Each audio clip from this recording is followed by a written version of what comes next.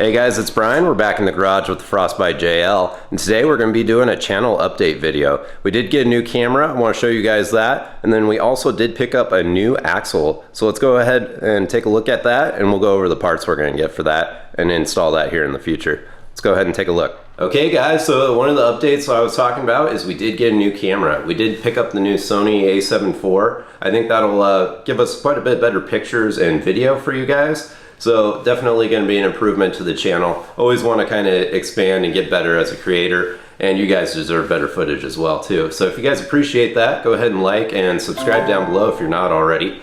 Now let's go ahead and take a look at the axle we got for the rear of my Jeep.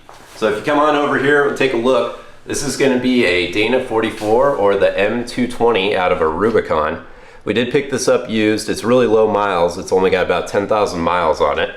But this is going to match my front axle. We currently already have a Rubicon 44 front axle that's trussed and set up in the front there. So this will replace the rear 44 that I have that's standard width. Mine does have max toe, so it does have a limited slip, which is nice, but having a true locker is going to be great. So let's go over some of the parts we need to get for this to get it installed, and then we'll go from there. So some of the stuff we're going to need to get for this axle to make it work is going to be axle shafts. The dealership did replace the axle shafts because they were leaking at the seals, but they also had the whole housing warranted. So the housing's good. We just need to get new axle shafts for this. And then we also need to get new brakes. The brakes on the Rubicon are bigger in the rear, and they're slightly wider in the front as well. So we are going to have to get new brakes. So we're going to have to get new brackets, calipers, and then I'm going to do some new rotors and pads. I think I'm going to go with the Z36 ones that we have on the front. Those are the power stops. Those have been working great so far, so we'll do that on the rear. Another thing that's cool about these axles is they do come with larger bearings down here at the end. So you are going to need to get those larger bearings with your axle shafts, and they are bigger in diameter. You can tell kind of where it necks up here at the end of the axle. So that's going to be good for longevity, and they should last a bit longer. So another thing we want to do on this axle is we're going to put a truss on it. We do currently have the Artec truss on the front, and we're going to get the same one to match on the back here for you.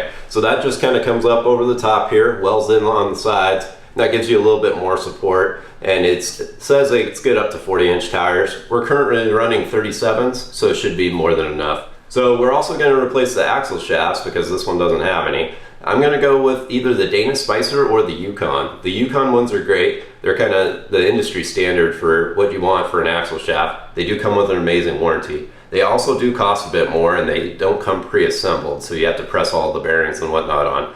I might end up going with the Dana Spicer ones.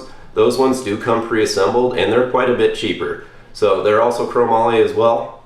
They only come with a 1-year warranty though, so that's kind of the trade up there. So we're going to go chromoly, we're going to do the truss, get the Artec truss on here, and then we're going to go with the power stop brakes. So it should be a great combo. Another thing that you need to consider is we do have aftermarket drive shafts. So I'm going to show you what we have to swap for that.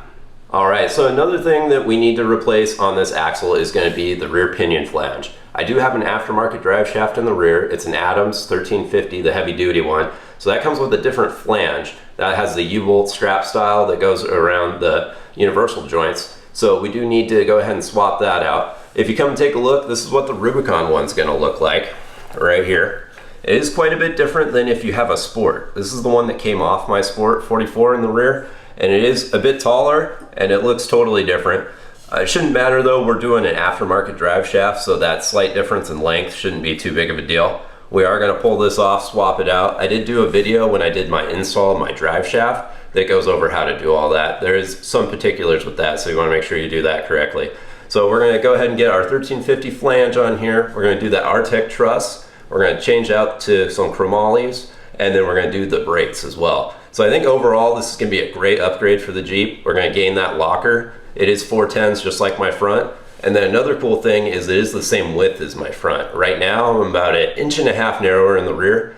It's not too big of a deal, but there is some stability loss, and it does kind of look weird when you look down the side of the Jeep.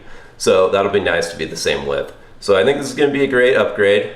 Like I said, we did pick it up used, but it's in great condition, so we should be good to go there. I'm also developing a little bit of a leak at my pinion seal on my old one, so it's about time to get this done.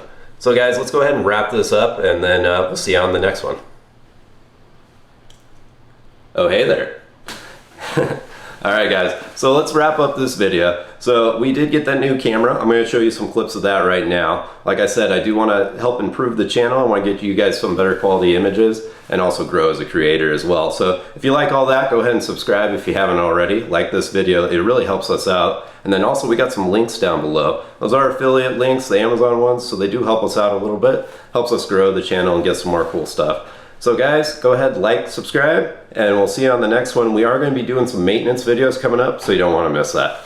All right, thanks guys. See ya.